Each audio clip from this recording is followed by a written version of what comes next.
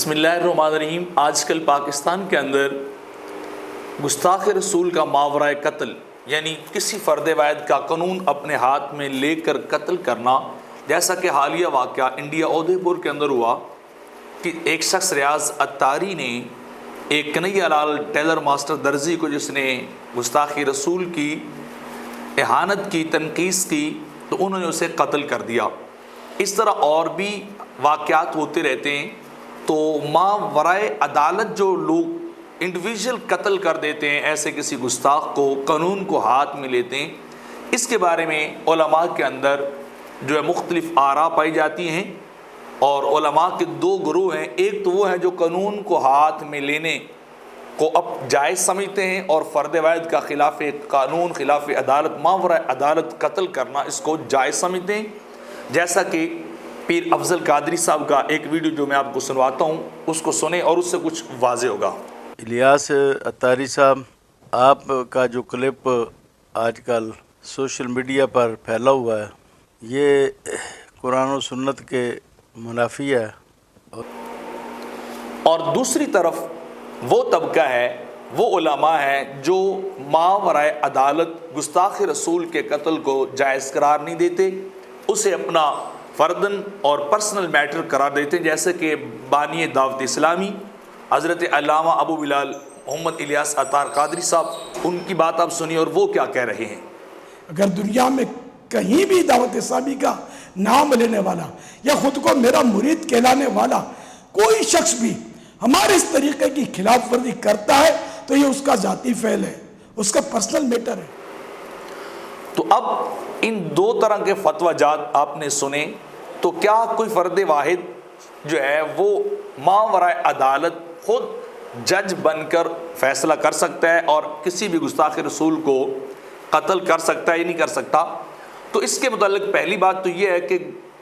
کوئی بھی گستاخ رسول ہو، اس نے قولاً، فعلاً، لفظاً یا کسی بھی اور اعتبار سے، اشارتاً، کنایتاً، صراحتاً، کسی بھی اعتبار سے اگر آقا علیہ الصلوۃ والسلام کی اہانت، توہین کی ہو، تو یہ تو متفقہ فیصلہ ہے علماء کا، امت کا 14 صدیوں سے، کہ وہ بندہ واجب القتل ہے، اسے قتل ہی جو ہے وہ کیا جائے گا۔ اختلاف اس بات کے اوپر بنتا ہے کہ کیا فرد واحد خود قتل کرے تو اس کا قتل کرنا کیا ہے، اور اس کے بارے میں علماء کی آراء کیا ہیں، یا اس کے بارے میں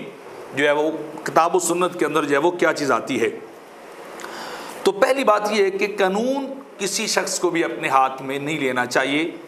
یہ عدالت سلطان وقت، حاکم وقت کے ذمہ چھوڑ دینا چاہیے، کہ کیونکہ اہانت رسول کے بدلے میں قتل کرنا، گستاخی رسالت کے بدلے میں قتل کرنا، یہ ایک شرعی حد ہے، اور حد کا نفاذ ہمیشہ حاکم وقت کے ذمہ ہی ہے۔ جیسے کہ دوسرے جرائم کے اندر حدود ہے، جیسے ارتداد ہے، زنا ہے، قتل ہے، یا دیگر حدود شرعی ہیں جن کے اندر ہر بندے کو یہ اجازت نہیں کہ وہ کھڑا ہو کے چور کے ہاتھ کاٹ دے، ڈاکوؤں کے ہاتھ پاؤں کاٹ دے الٹے، جیسے قرآن کے اندر بیان ہوا ہے، یا کسی بھی شادی شدہ زانی کو قتل کر دے اور کہے کہ چونکہ میں نے دیکھا ہے تو میں اس کو قتل کر چکا ہوں، لہذا میں نے خود فیصلہ کر دیا ہے۔ تو اگر ایسا کریں گے تو پھر تو ہر حد کو قائم کرنے والا ہی حکمران ہوگا، اور معاشرہ اور ملت اسلامیہ کبھی بھی قائم نہیں رہ سکتی، جنگ و جدل، فساد، قتل و غارت جو ہے وہ بپا ہو جائے گا۔ اور اسی بات کو سیدی اعلیٰ حضرت الشاہ احمد رضا خان فاضل بریلوی امام اہل سنت نے بیان کیا ہے کہ گستاخ رسول کے قتل کی جو سزا ہے اس کو سلطان یا حاکم ہی جو ہے وہ جاری کرے گا، جیسا کہ ایک بریلی شریف سے فتویٰ ہے جو آپ سن سکتے ہیں، اس کے اندر بھی انہوں نے حسام الحرمین کے حوالے سے اس بات کو نقل کیا ہے۔ سر قلم کرنا یا پھر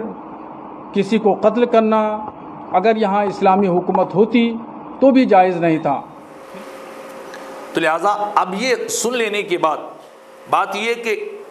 قتل تو بندہ نہیں کر سکتا، فرد واحد عدالت کرے گی، قانون موجود ہے، تو اس کے مطابق جو ہے وہ عمل کیا جائے گا، خصوصاً اسلامی ممالک کے اندر۔ لیکن دوسرا یہاں پہ سوال یہ کہ اگر کوئی شخص ایسے واجب القتل آدمی کو وہ گستاخی رسول کے اندر جو ہے وہ ہو پکڑا ہوا، یا اس نے کی ہو، یا کوئی اور شرعی جرم کیا ہو، اگر اس کو کوئی بندہ قتل کر دے تو قاتل کا سٹیٹس کیا ہوگا؟ تو اس کا جواب یہ ہے کہ یہ قتل کے بدلے میں اس بندے کو قتل تو نہیں کیا جائے گا، البتہ قابل تعزیر جرم ہے کہ اس شخص نے کیوں یہ قانون اپنے ہاتھ میں لیا، اسے سزا دی جائے گی، بطور تعزیر دی جائے گی حالات و واقعات کے تحت، لیکن قتل کے بدلے میں قتل جو ہے وہ نہیں کیا جائے گا۔ جیسا کہ ہمارے ملک کے اندر ممتاز قادری شہید، انہیں جو ہے وہ شہید کیا گیا تھا، تو یہ عدالت کا سٹیٹس نہیں بنتا، کیونکہ وہ تین چیزیں ہیں: ارتداد کا ہونا، قتل کسی کو کرنا مسلمان کو، یا پھر یہ کہ وہ شادی شدہ کا زنا کرنا، تو یہ چیز جو ہے قتل کے بدلے میں قتل مانگتی ہے، اس سے چوتھی صورت جو ہے وہ کسی صورت نہیں بنتی ہے۔ یہی وجہ ہے کہ جب ممتاز قادری ان کی شہادت ہوئی تو بہت سارے علماء نے جو ہے وہ اس کے اوپر اپنی آراء کا تذکرہ کیا، ذکر کیا کہ ان کو پھانسی دیا جانا یہ ناجائز اور حرام تھا، درست نہیں تھا، لیکن کسی نے اس نقطے کے اوپر بات جو ہے وہ نہیں کی تھی کہ آیا ان کا قانون کو ہاتھ میں لینا کیسے تھا، تو لہٰذا قانون جو ہے وہ اپنے ہاتھ میں کوئی نہیں لے سکتا۔ یہی وجہ ہے کہ اور بھی کتنے سارے اسلامی مسالک ہیں جو ایک دوسرے کے اوپر کفر کا فتویٰ لگاتے ہیں، کوئی ایک دوسرے کو کہتے ہیں کہ انہوں نے جو ہے احانت رسول کی ہے، گستاخی رسول کی اپنے کلمات سے، اپنی تحریروں سے، لیکن اس کے باوجود ان کے قتل کرنے کا بھی کوئی فتویٰ جو ہے وہ نہیں لگاتا۔ تو لہٰذا جو بندہ جس حوالے سے بھی جو ہے وہ بات کرے گا، جیسے کہ ایما رجل مسلم سب رسول اللہ صلی اللہ علیہ وسلم او کذبہ او عابہ او تنقص فقد کفر باللہ تعالیٰ وبانت من عمرہ، یہ ہے کہ کسی بھی حوالے سے اگر کوئی بندہ احانت رسول، گستاخی رسول کا مرتکب ہوتا ہے تو ایسا شخص جو ہے وہ کافر ہے، اس کے کفر میں شک کرنے والا بھی بندہ کافر ہے، واجب القتل ہے، لیکن اس کو قتل ایک عدالتی نظام سے کیا جائے گا، عدالتی معاملے سے کیا جائے گا۔ فرد واحد اپنے ہاتھ میں وہ کام جو ہے وہ نہیں لے سکتا، اگر لے گا تو وہ خود جو ہے تعزیر کا شکار ہوگا۔ تو لہٰذا کسی بھی صورت، جس طرح باقی حدود کے اندر کسی کو اجازت نہیں ہے تو یہاں بھی کسی کو اجازت نہیں، جیسا کہ امام اہل سنت الشاہ احمد رضا خان فاضل بریلوی کا فتویٰ بھی ہے۔